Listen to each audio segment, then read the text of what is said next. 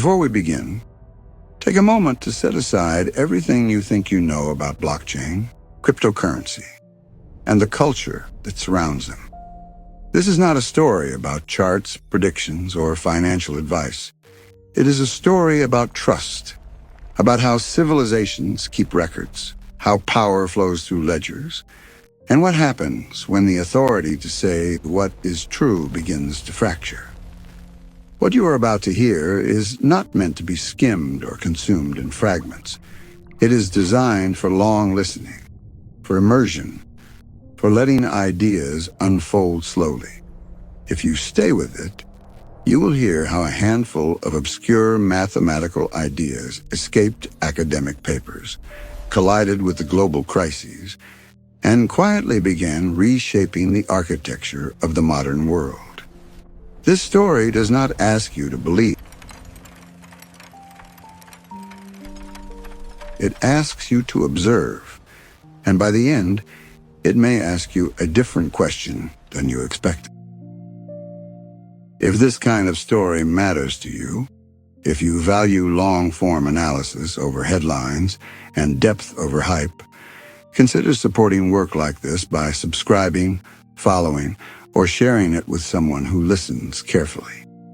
These narratives only exist because there is an audience willing to slow down and think. Your engagement is not a metric. It is the signal that this kind of work should continue. And now, the story.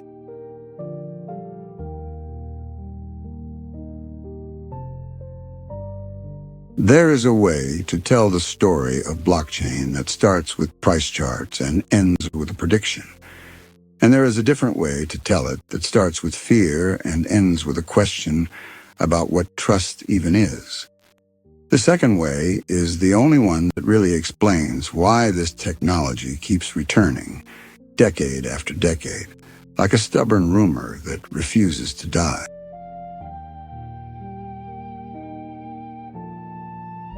Because before anyone called it crypto, before the word blockchain became a corporate noun, it was a small, sharp idea hiding inside a much older human anxiety.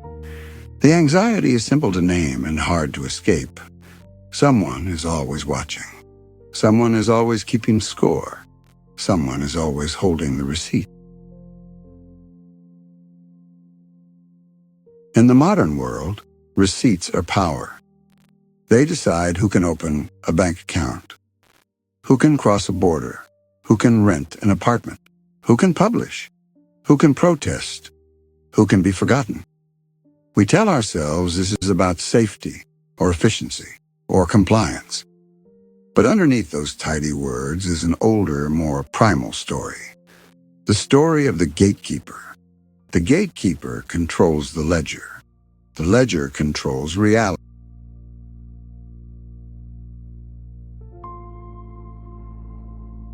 Cryptography, in its most rebellious form, began as a way to take the ledger back. In the 1970s, cryptography was not a hobby. It was a state secret. It belonged to defense departments, intelligence agencies, and the kind of rooms where the air feels recycled on purpose. The public did not simply lack the tools. They lacked permission to even imagine the tools. If you wanted private communication, you trusted the phone company. You trusted the mail. You trusted the government not to listen too closely. Which is another way of saying you did not have private communication at all.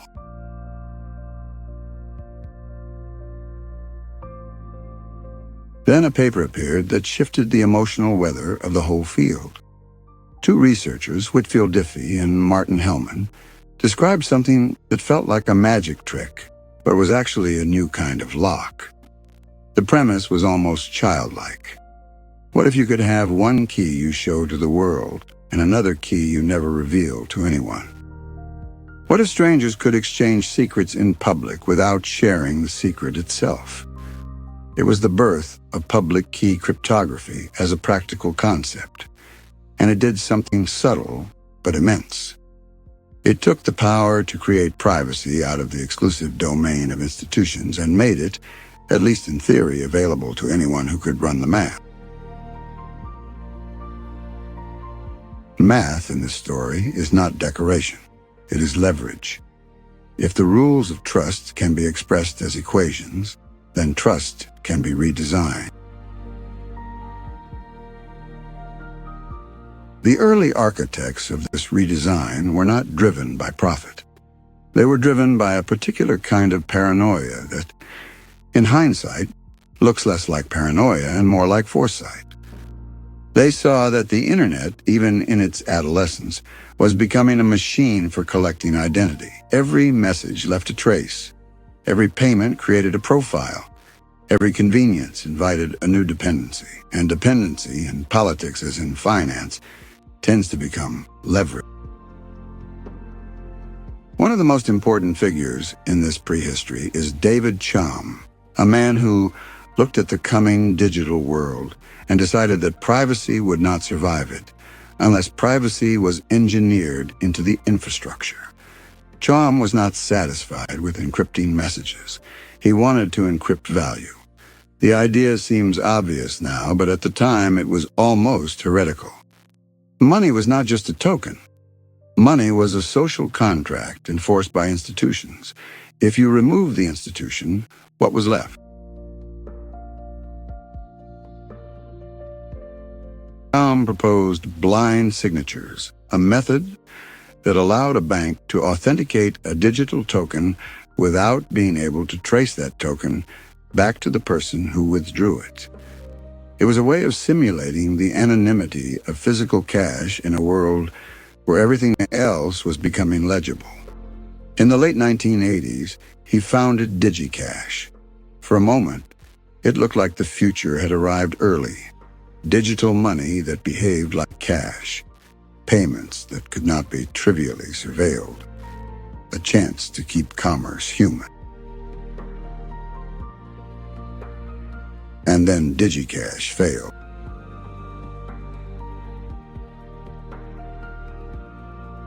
It did not fail because the math was wrong.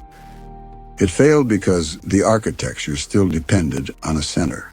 It depended on a company, a coordinating authority, an entity that could go bankrupt, be pressured, be regulated, be bought, or simply make mistakes. In a world where trust is the scarce resource, central points of trust are liabilities. When DigiCash died, the lesson was brutal and clarifying. Even perfect privacy collapses if the system that grants it is fragile. Around the same time, another thread was weaving itself through the problem from a different direction. Instead of asking how to hide, some researchers asked how to preserve. Stuart Haber and W. Scott Stornetta were thinking about a vulnerability that would only grow more important as society digitized. Digital records are easy to copy, and worse, they are easy to edit. If your history is stored in files, and files can be changed quietly, then truth becomes negotiable. This is not just a technical issue. It is a political one. It is the difference between evidence and propaganda. Their solution involves cryptographic hashes, a kind of fingerprint for data. A hash is not encryption. It does not hide content. It compresses content into a fixed output. Change one character, and the fingerprint changes entirely. Haber and Stornetta proposed chaining these fingerprints together so that each record depended on the fingerprint of the one before it. Alter the past, and you would break the chain. The chain, in this sense, is a time machine that refuses to cooperate.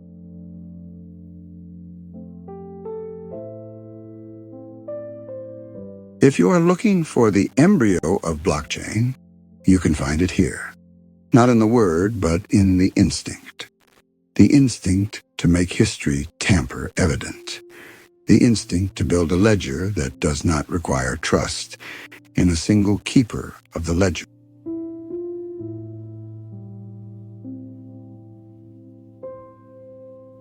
But there was still a missing ingredient, the one that would later become the emotional core of the entire phenomenon: scarcity.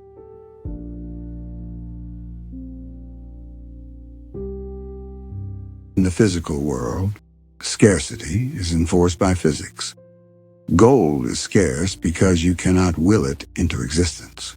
Land is scarce because the planet is finite.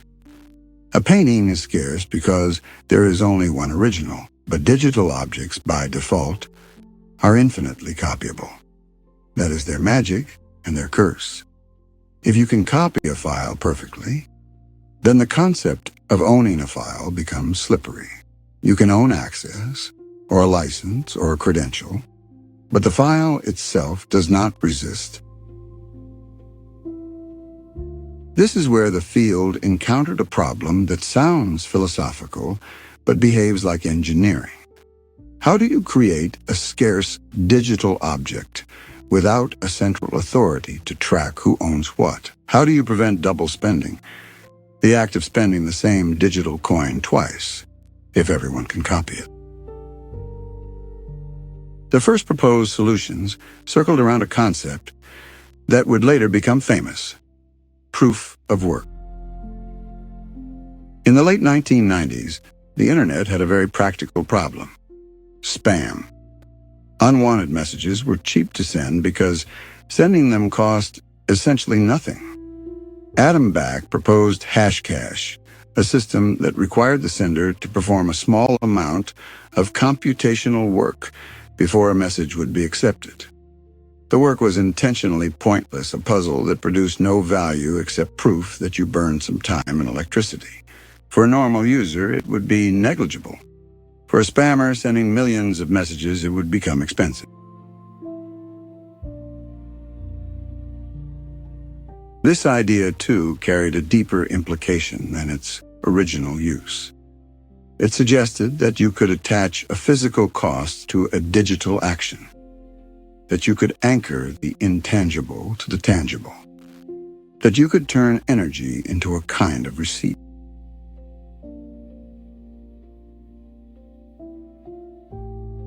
When later generations describe blockchain as trust backed by physics, this is the bridge they mean.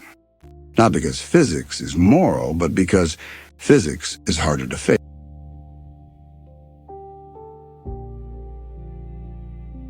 By the turn of the millennium, the pieces were accumulating. Distributed ledgers, hash-chained records, proof of work. Concepts for decentralized money were proposed in the margins of cryptography mailing lists, places that felt like underground salons for people who did not trust the future. Wade described B-money, an outline for a system where participants maintained a collective ledger and enforced rules through cryptographic verification. Nick Szabo described BitGold, a design that came extraordinarily close to what would later emerge, involving the creation of scarce digital units through proof of work and the chaining of those units into a historical sequence. And still, nothing quite took off.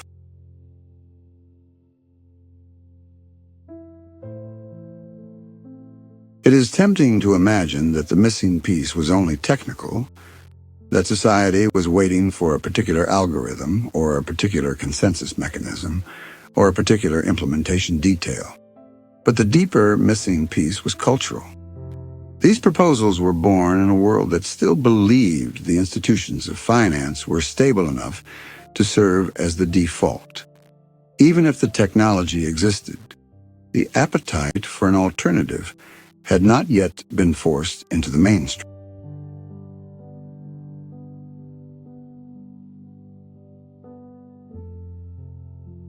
Then the world changed.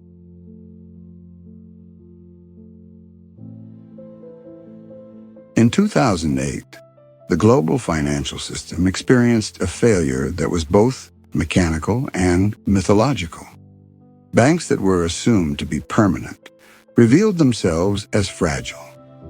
Risk models that were treated like science behaved like superstition. Governments intervened with bailouts that looked, to many, like a confession. The system was not only broken, it was protected from consequences by design. It is difficult to remember, after years of hindsight, what the emotional texture of that moment felt like. It was not just panic, it was humiliation. Ordinary people watched their jobs evaporate while institutions were rescued. They watched their homes lose value, while executives spoke in calm tones about liquidity facilities. The gap between how the system was described and how it behaved became impossible to ignore. In that gap, a door opened.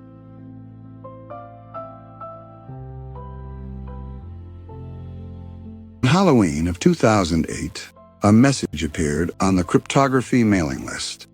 It contained a white paper with a plain, almost modest title: A Peer-to-Peer Electronic Cash System. The author used a name that sounded Japanese, but could have been anything: Satoshi Nakamoto.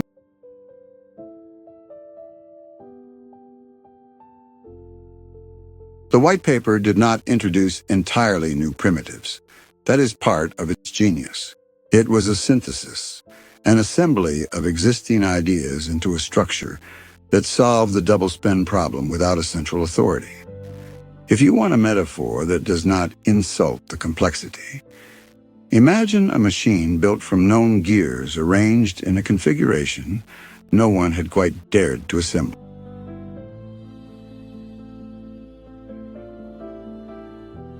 The breakthrough was the consensus mechanism, a way for a decentralized network to agree on a single history even if participants did not trust one another. The network would accept the longest chain, defined not by length in blocks, but by accumulated proof of work. To rewrite history, you would need to redo the work, and then outrun the rest of the network continuing to build forward. In early 2009, the system went live. The first block, the Genesis block, contained an embedded message referencing a newspaper headline about bank bailouts. It was not necessary for the function of the system. It was a signature, a timestamp, a mission statement carved into the foundation. This was money born not from a state decree, but from a critique of state-rescued finance.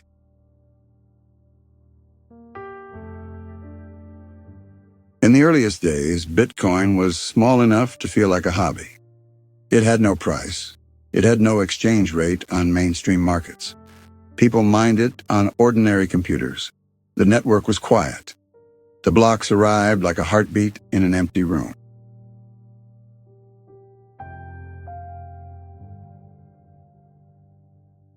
Then slowly, it found its first believer.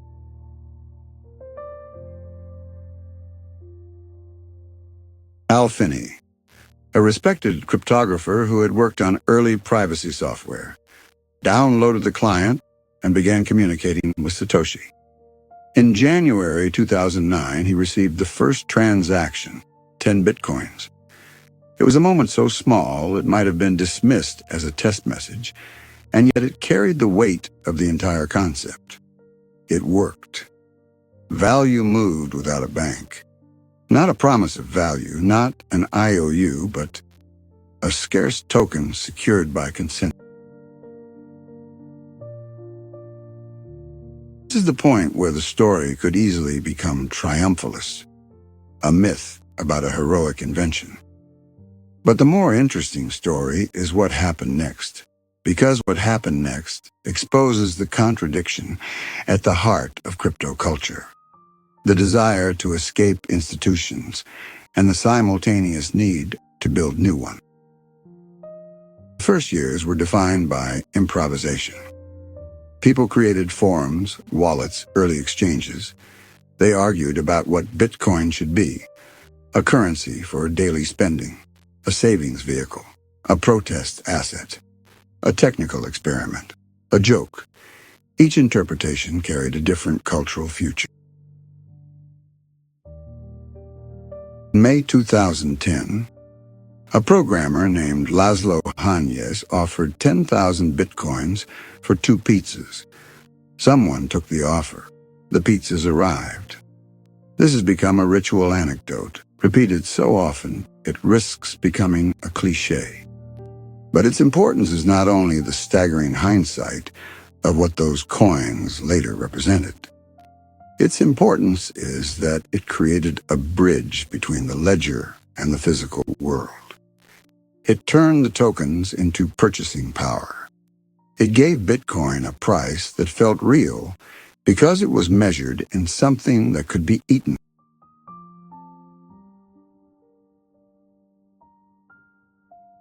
Once there is a price, there is speculation. Once there is speculation, there is attention. Once there is attention, there is conflict. By 2011, Bitcoin reached parity with the US dollar. That moment had a strange psychological effect. It was not just a number, it was an insult to assumptions. A digital token, created by anonymous code, now claimed equivalence with the dominant currency of global trade. For some, it was exhilarating.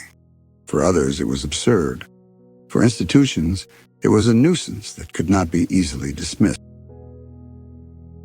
The early price rises brought new participants, and with them, new experiments. If Bitcoin could work, could it be improved? Could it be faster, more private, more efficient, more fair, more resistant to specialized hardware? The age of altcoins began.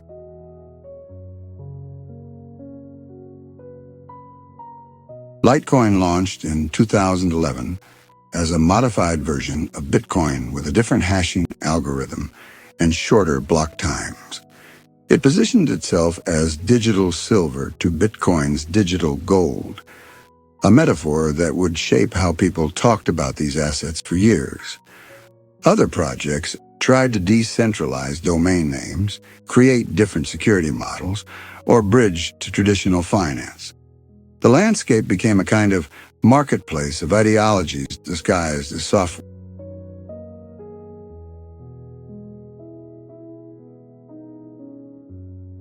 At the same time, Bitcoin acquired a reputation that would haunt and energize it. It became the currency of the dark web.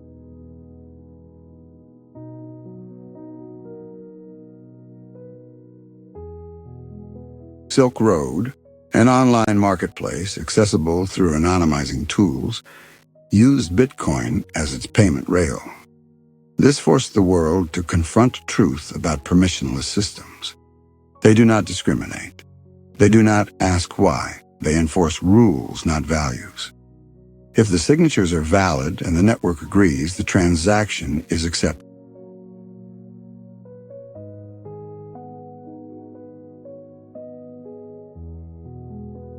The cultural reaction was immediate and polarized. Critics argued that Bitcoin was inherently criminal. Supporters argued that Bitcoin was neutral and that the ability to transact without permission was precisely the point, especially for those living under oppressive regimes or abusive financial controls. The truth is that both were partially right, and the tension between those truths became one of the defining characteristics of the entire movement.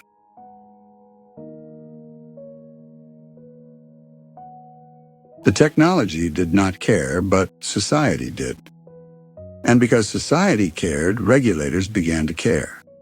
And because regulators cared, the ecosystem began to build a parallel infrastructure designed to look legitimate.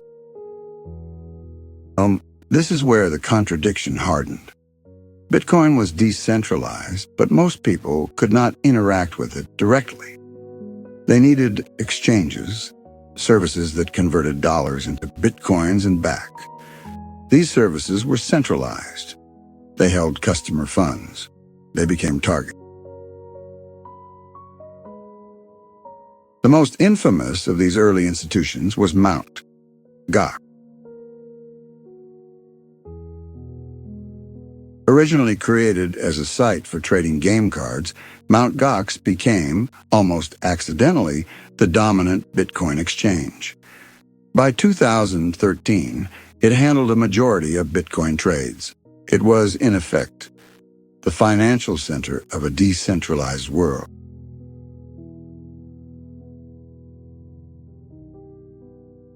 And it was dangerously fragile.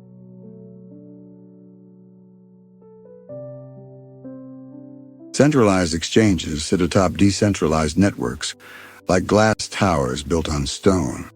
The stone may be resilient, but the tower can still burn.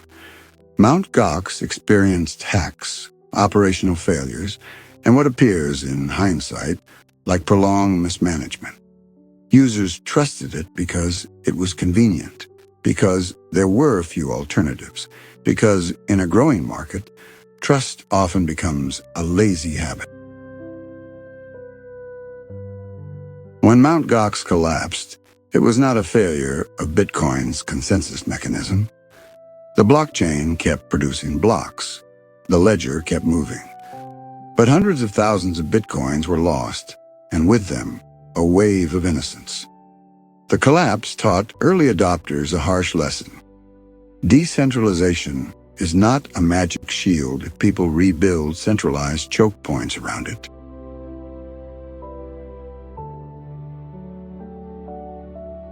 It also created a kind of trauma that the culture never fully lost, a reflexive suspicion of custodians, a mantra that became almost religious, not your keys, not your coins. The seed of self-sovereignty was planted in the most painful way possible.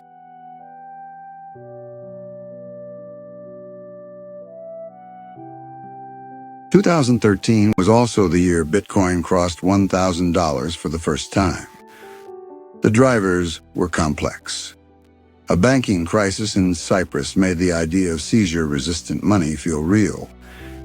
Interest from China injected new demand. Media coverage intensified. The narrative of Bitcoin as both refuge and rebellion gained momentum.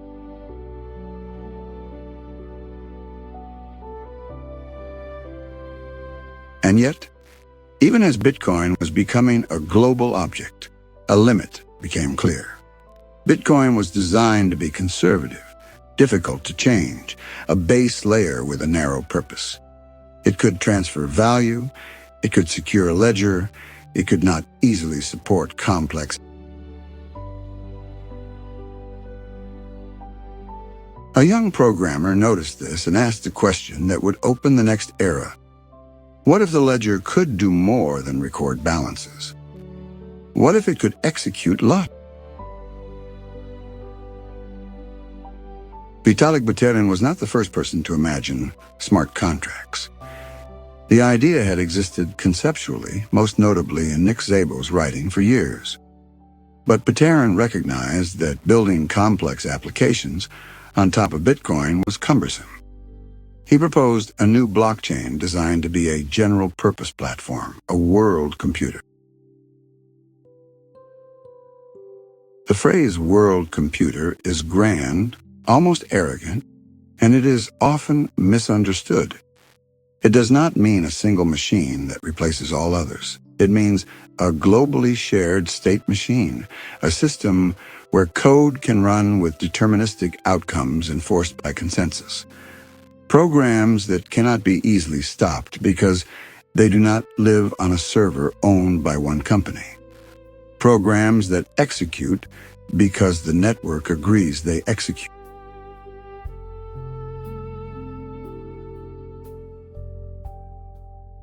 Ethereum's early years were shaped by idealism and improvisation.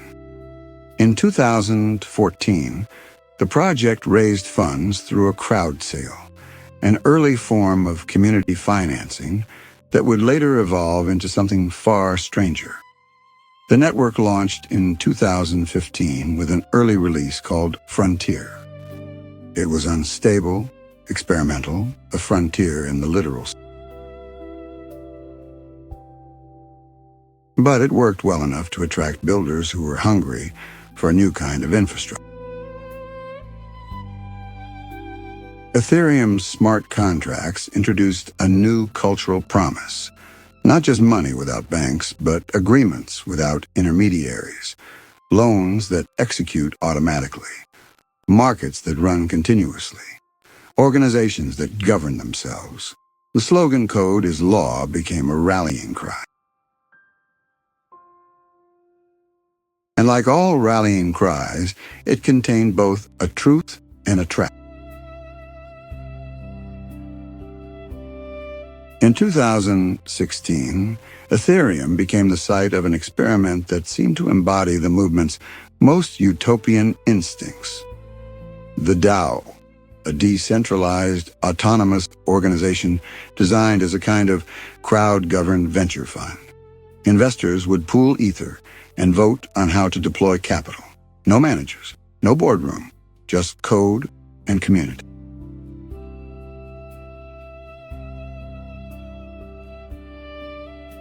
The DAO attracted an astonishing amount of money in a short time, and that concentration of value created a single, obvious target. An attacker exploited a vulnerability in the contract's logic, a recursive call issue that allowed funds to be drained into a child contract. The attacker did not hack the blockchain. They exploited the rules the contract itself provided.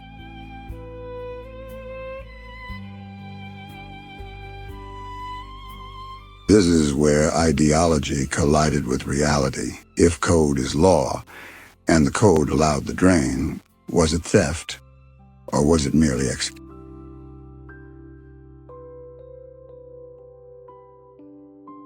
The community fractured.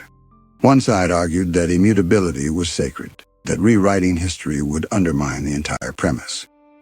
The other side argued that allowing the exploit to stand would destroy trust in the platform and punish ordinary participants for a technical flaw they could not evaluate.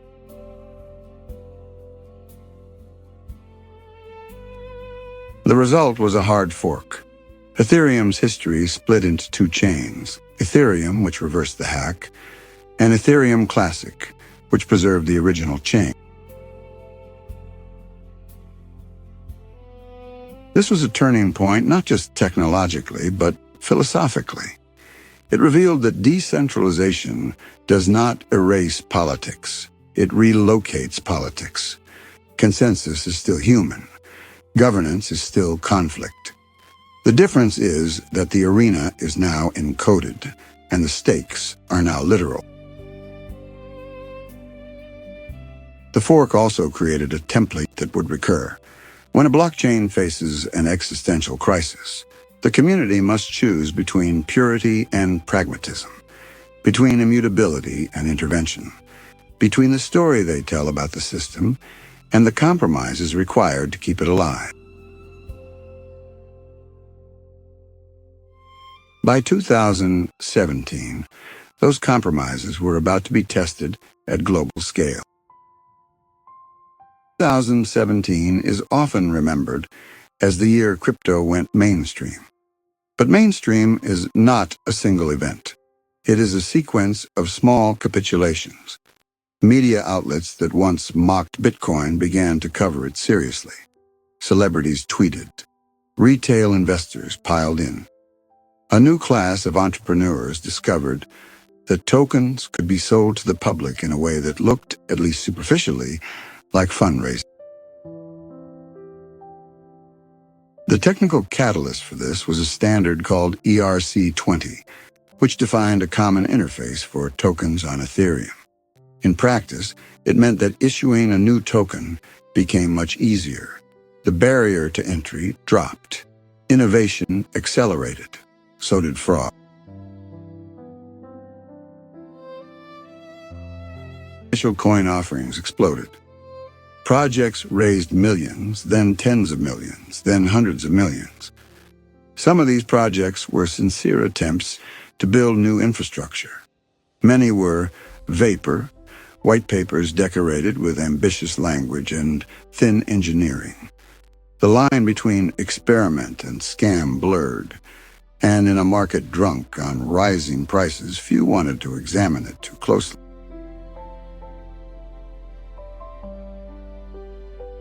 This is where the cultural psychology becomes essential. ICO mania was not only greed.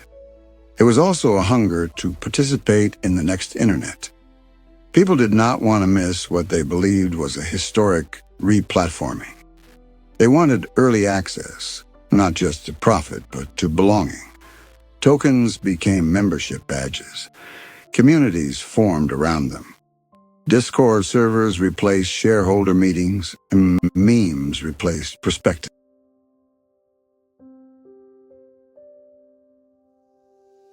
But the mechanics of the boom were still the mechanics of any speculative bubble. As prices rose, narrative certainty increased. As narrative certainty increased, risk tolerance collapsed into denial. Every warning looked like jealousy. Every critic looked out of touch. Every crash looked like an opportunity to buy more. At the same time, Bitcoin entered its own internal war, one that exposed a different kind of tension: scalability versus decentralization.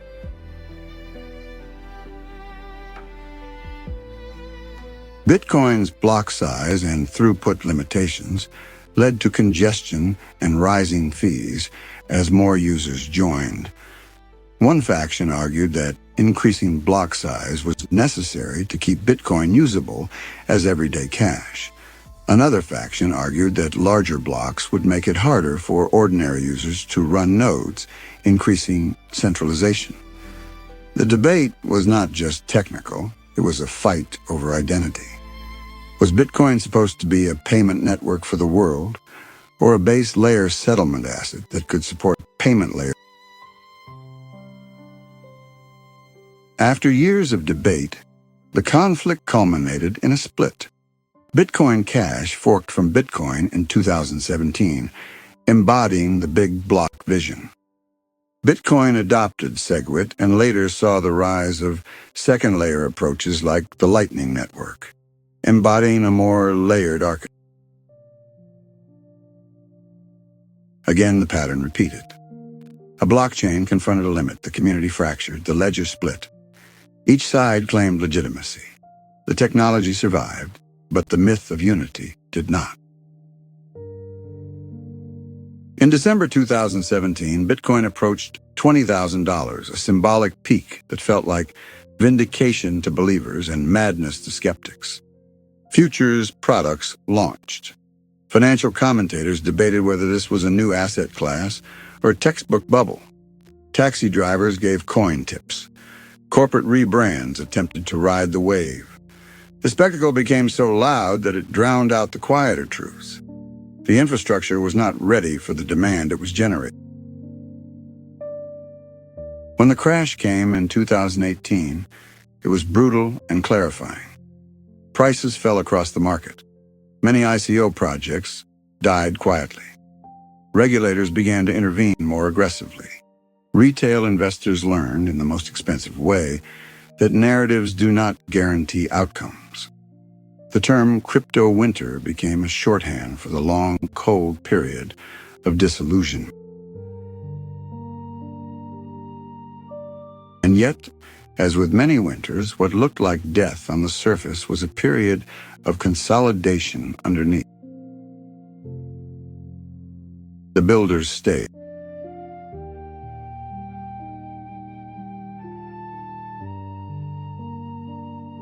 During the winter, a new movement matured, one that would become central to the next wave: decentralized finance.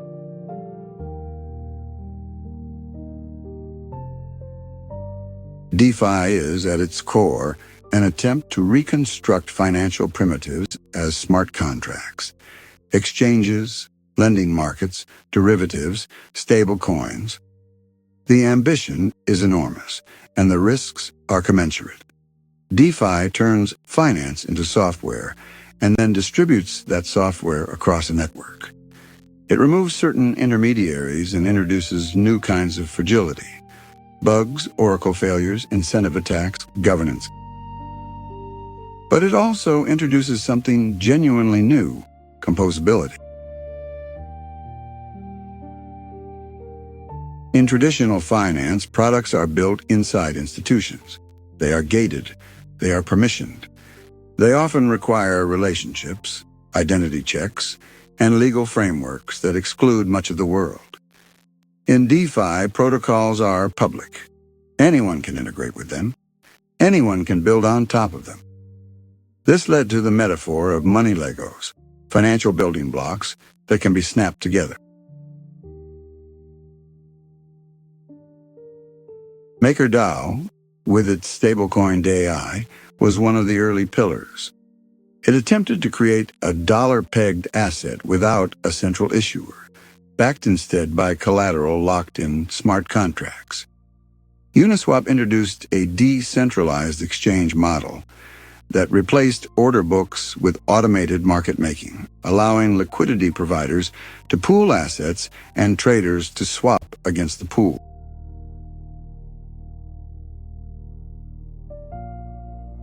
These systems were not only financial, they were cultural. They attracted a generation of developers who believed finance should be open source, and a generation of users who were willing to take risks because traditional finance had never served them well anyway.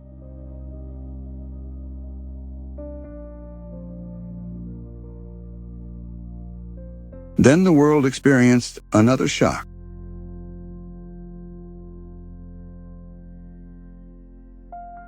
In 2020, the pandemic triggered global economic intervention at a scale modern society had rarely seen. Central banks expanded balance sheets. Governments issued stimulus. Money creation, once a topic for textbooks, became a headline.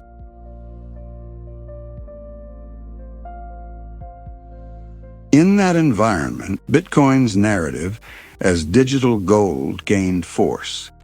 Not because everyone suddenly understood the consensus mechanism, but because people understood dilution. They understood that when supply increases, value can leak. They began to look for assets perceived as scarce. Institutional adoption, or at least institutional flirtation, accelerated. MicroStrategy began allocating corporate treasury into Bitcoin. Square followed. Tesla announced a Bitcoin purchase. Each announcement was less important for the dollars involved than for the symbolic effect. It signaled that Bitcoin was not only a fringe experiment. It was becoming legible to the mainstream as an asset, a hedge, a statement. The most unexpected cultural explosion of the era was not about hedging. It was about identity. NFTs, non-fungible tokens, existed before 2021, but in that year, they detonated into popular consciousness. The concept is simple. A token that represents a unique item, often associated with a digital artwork or collectible. The token is scarce even if the image can be copied. Ownership becomes a matter of ledger truth rather than file control.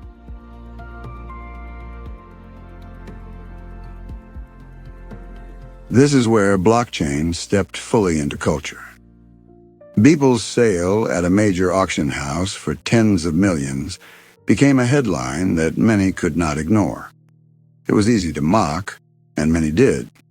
How could a JPEG be worth that? But the deeper story was not about JPEGs. It was about how the internet had failed to create native ownership for digital creators. For decades, artists watched their work circulate without clear attribution, without compensation, without control. Platforms monetized attention. Creators competed for visibility. NFTs offered a new model, imperfect and often exploited, where provenance and ownership could be tracked on a public ledger and where creators could encode royalty. The NFT boom also revealed the movement's weaknesses. Speculation overwhelmed art. Scams proliferated. Communities formed around collections that functioned more like status clubs than aesthetic movements. Environmental critiques intensified because proof of work mining was energy intensive. and many observers conflated all blockchains with Bitcoin's.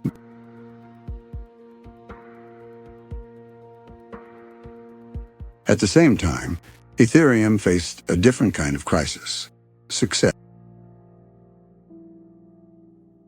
As usage increased, transaction fees soared. The network could not scale easily. This created space for competitors, the so-called Layer 1 challengers. Solana promised high throughput. Cardano promised a research-driven approach. Avalanche and others promised different trade-offs. The multi-chain future began to take shape, not as a philosophical preference, but as a practical response to congestion. Through all of this, the core question remained unresolved.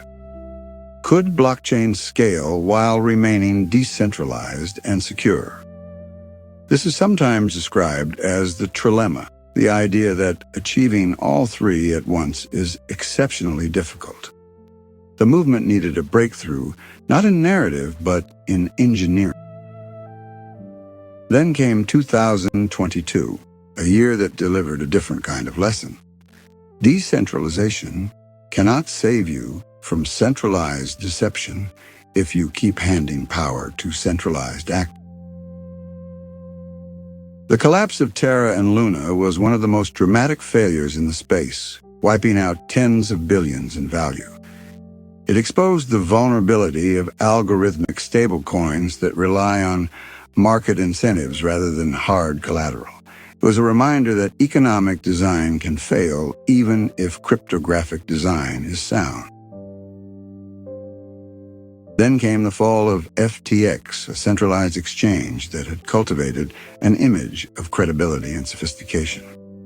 The collapse revealed mismanagement and alleged misuse of customer funds, and it shocked many because it felt like a betrayal of the entire movement's stated principles. Transparency was the point. Yet enormous amounts of value were being stored in opaque institutions because convenience and trust branding had replaced verification.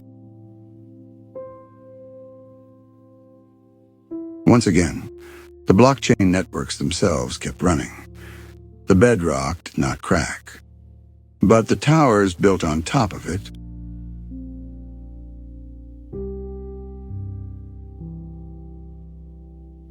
In the wake of these failures, a quieter revolution completed its long preparation: Ethereum's transition from proof of work to proof of stake.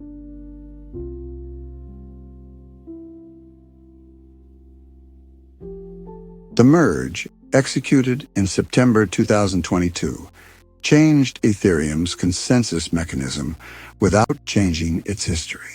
Proof of stake replaces mining with validators who lock up Ether as collateral and are rewarded for securing the network.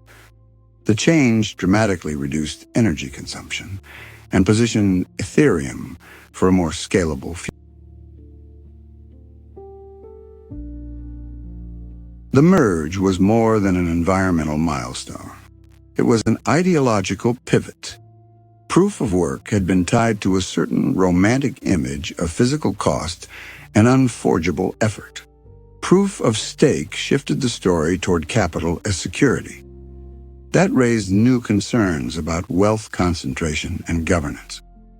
But it also opened technical doors, making it easier to pursue scaling strategies that had been difficult under proof of work.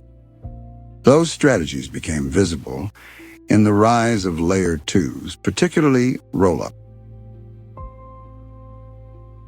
Rollups process transactions off the main chain and then publish compressed proofs or data back to the main chain, inheriting its security while expanding throughput and reducing costs. Optimistic rollups like Optimism and Arbitrum, and zero-knowledge approaches like ZK Sync and other ZK rollups became central to Ethereum's scaling roadmap. If you step back, the architecture begins to resemble a familiar pattern from the broader history of computing. Mainframes gave way to distributed systems. Thick clients gave way to cloud services. The base layer becomes slower but more secure, a settlement foundation, while faster layers handle day-to-day activity. The internet itself works this way. The core protocols are stable and conservative. Most innovation happens at the edges. This is one reason blockchain's long arc matters. The technology is not only a product. It is an argument about how infrastructure should be built. Conservative foundations, permissionless edges, open standards, verifiable history.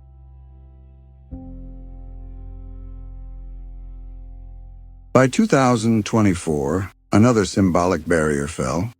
Spot Bitcoin exchange-traded funds were approved in the United States, allowing investors to gain exposure through familiar, regulated vehicles. This mattered because it represented the partial absorption of Bitcoin into the system it was originally designed to critique. That absorption is one of the story's most interesting ironies. Bitcoin began as a response to bank bailouts, a declaration of independence from institutional trust. And yet, over time, the movement has repeatedly sought legitimacy through the very institutions it claimed to bypass: custodians, exchanges, ETFs, compliance frameworks, institutional custody services. The rhetoric of revolution gradually mixed with the reality of integration.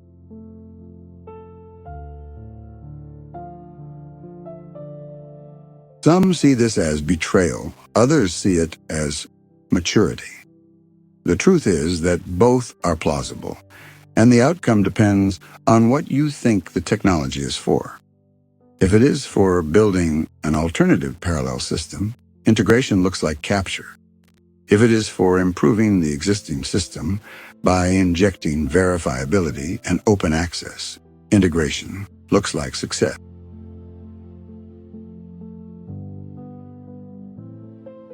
But the story does not end with finance.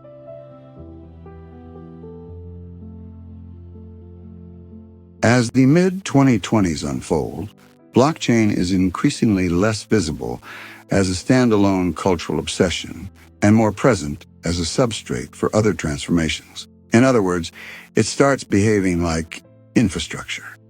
You stop talking about it the way you stop talking about the electric grid until it fails.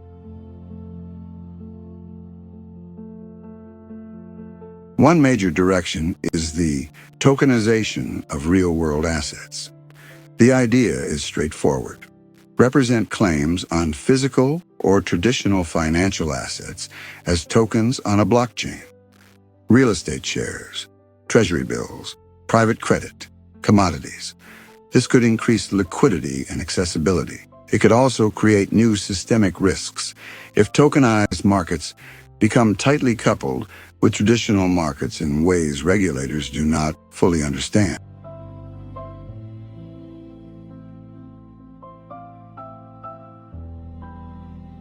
There is a political angle here that rarely gets addressed honestly.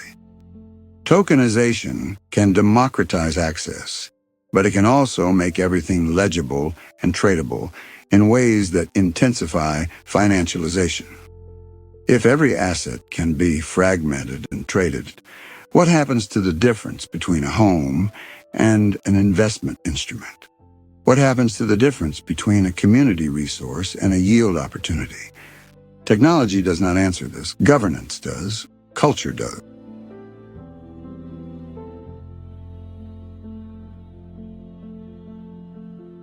Another direction is decentralized physical infrastructure networks. Systems that incentivize people to deploy hardware and contribute services in exchange for tokens. Wireless coverage, mapping data, compute resources. These projects attempt to do for infrastructure what blockchains did for ledgers: coordinate contributions without a single central owner.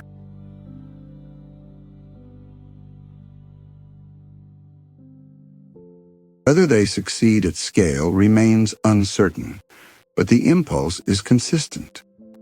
The desire to replace corporate gatekeepers with open incentives and public verification. And then there is the convergence with artificial intelligence, which introduces perhaps the most existential question of the next era. What is truth when content is cheap? As AI systems generate more of the world's text, images, audio, and video, provenance becomes fragile. Authenticity becomes negotiable. Disinformation becomes more scalable. The problem is not only fake content. It is the erosion of trust in all content. When you cannot easily prove origin, the default reaction becomes suspicion, and suspicion is a corrosive social force.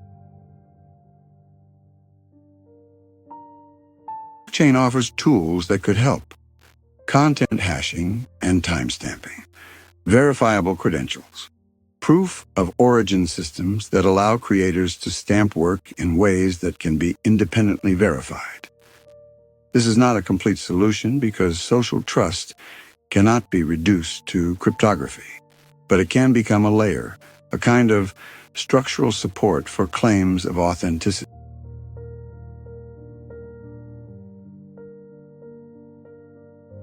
There's also a vision, still emerging, of decentralized AI marketplaces where models, data, and compute can be coordinated without a single corporate owner. Some projects attempt to tokenize incentives for training, inference, or data contribution. The dream is a world where intelligence is not monopolized, where the benefits of AI can be shared more broadly.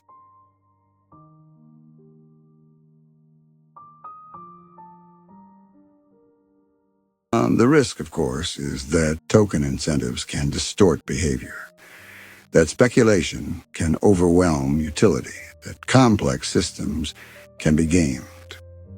The history of crypto suggests that every promising primitive becomes a playground for extraction before it becomes stable infrastructure. It is a pattern, and pretending otherwise is naive.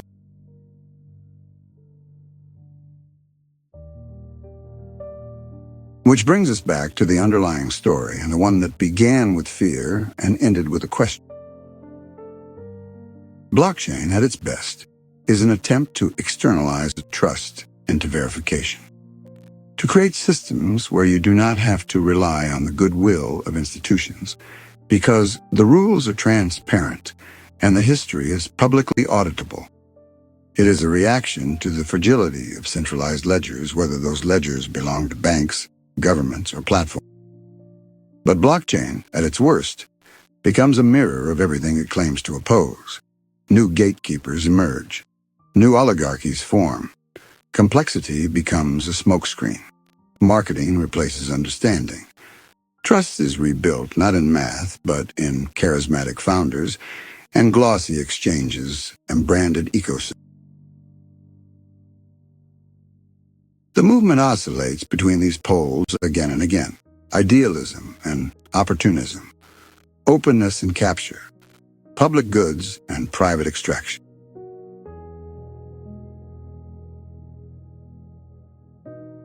So the story of blockchain is not a straight line from invention to adoption. It is a recurring negotiation about what society is willing to accept as truth.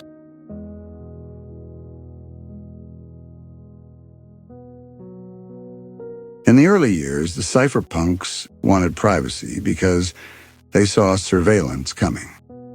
They wanted money that could move without permission because they saw financial control as a political weapon. They wanted ledgers that could not be rewritten because they understood how easily history can be edited by those who control the archive.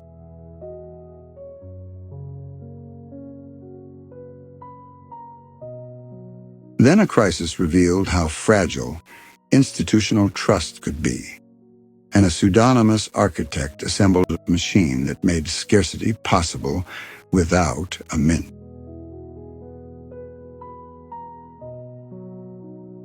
Then a culture grew around that machine, and culture did what culture always does. It told stories, it made heroes, it created tribes, it invented rituals, it found enemies. It made the technology into a symbol for whatever the storyteller needed it to be.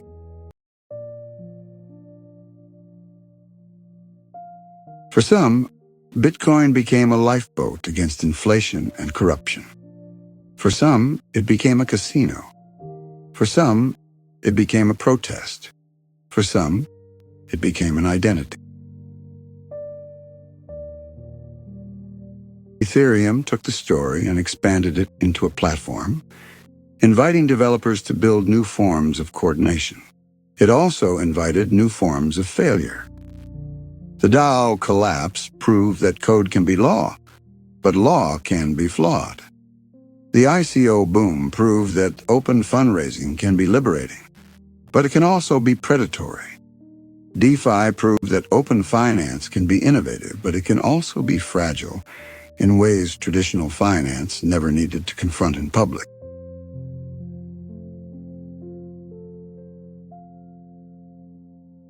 The collapses of 2022 proved that the oldest problems, fraud and leverage and human greed, do not disappear when you change the database.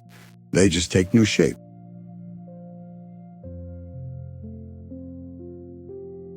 And the scaling era proved that technology, when it survives long enough, starts to behave less like a revolution and more like an evolving layer of the internet, shaped by engineering constraints, regulatory pressures, and the slow settling of standards.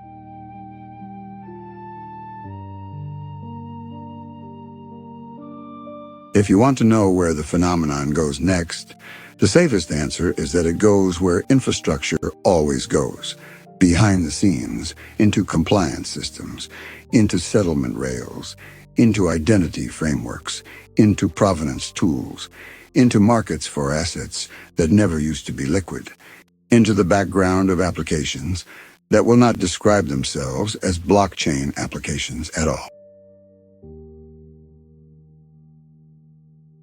That disappearance is not a failure. It may be the only form of success infrastructure can achieve.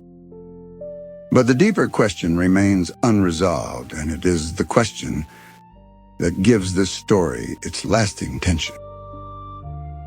What do we do when we can verify more things than we can understand?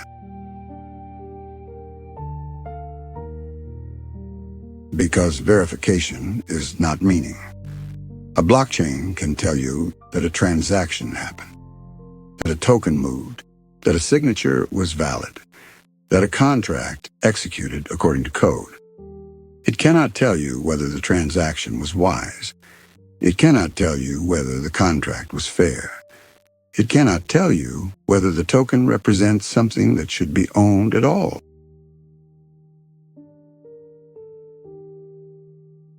In the end, the ledger is only a mirror. It reflects what we choose to encode.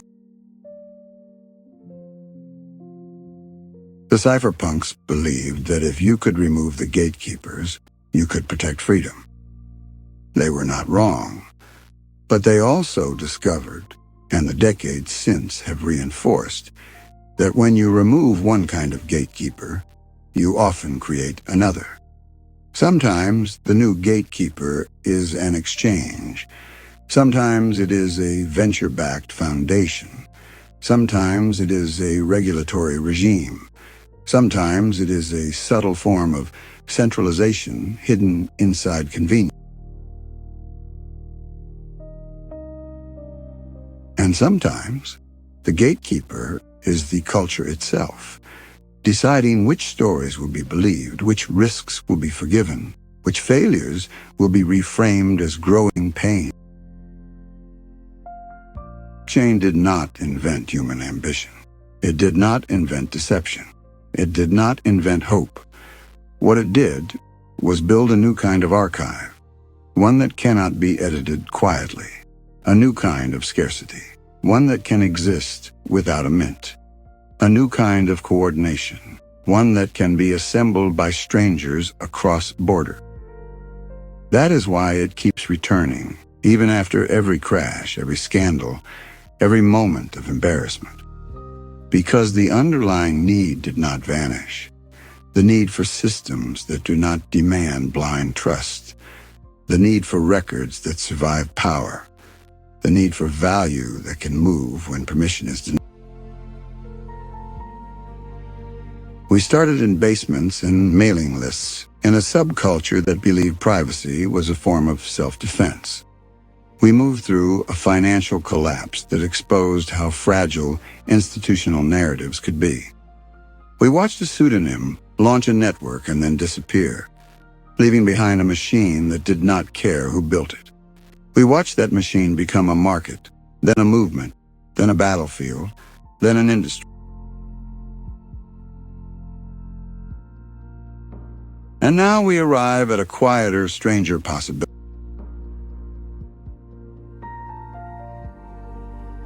A future where the most important blockchains are not the ones people talk about, but the ones they rely on without noticing. Where the ledger becomes as invisible as the protocols that route your messages. Where trust becomes less about who you know and more about what can be proven.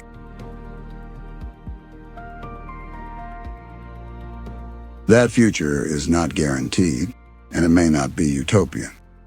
But it is already being constructed, piece by piece, in code bases and standards, bodies and regulatory filings, and open source repos, in small decisions that rarely make headlines.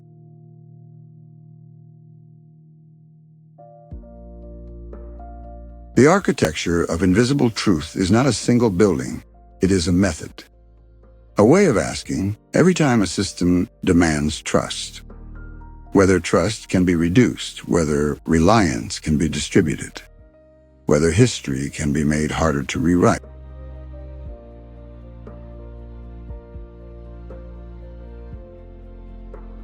And the final irony is that even if the technology disappears into the background, the question it forces will remain in the foreground because it is not really a question about computers.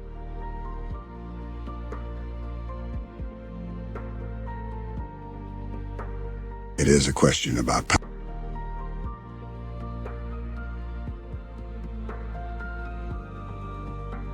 Who gets to keep the ledger?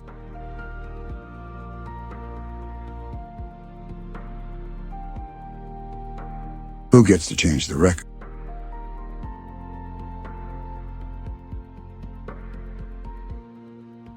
Who gets to decide what counts as real?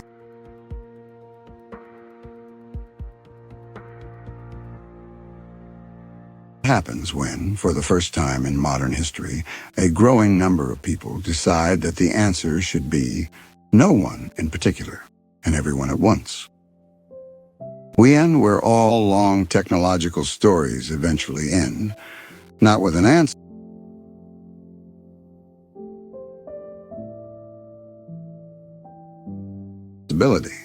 Blockchain did not solve trust. It exposed how fragile trust has always been. It did not remove power. It redistributed it unevenly, imperfectly, and sometimes dangerously. It did not end institutions. It forced them to adapt, to reveal their assumptions, to compete with systems that do not sleep, do not forget, and do not negotiate.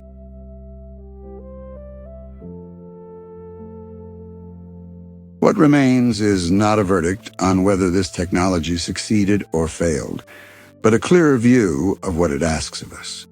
It asks whether we are willing to verify instead of blindly trusting, whether we are willing to accept transparency even when it is inconvenient, whether we understand that code can enforce rules, but only humans can decide which rules are worth enforcing. The architecture of invisible truth is still under construction. Some of it will endure. Some of it will collapse. Much of it will fade quietly into infrastructure, unseen but essential. What matters is not whether you own a token or run a node. What matters is whether you recognize the shift that already happened. The ledger is no longer owned by default. History is harder to erase. Authority is easier to question. If you found value in this journey, if it changed how you think even slightly, The most meaningful thing you can do is continue the conversation.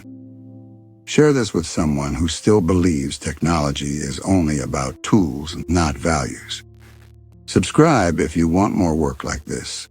And most importantly, stay curious. Because the future of trust will not be announced. It will be built quietly, block by block, decision by decision, by people who are paying attention.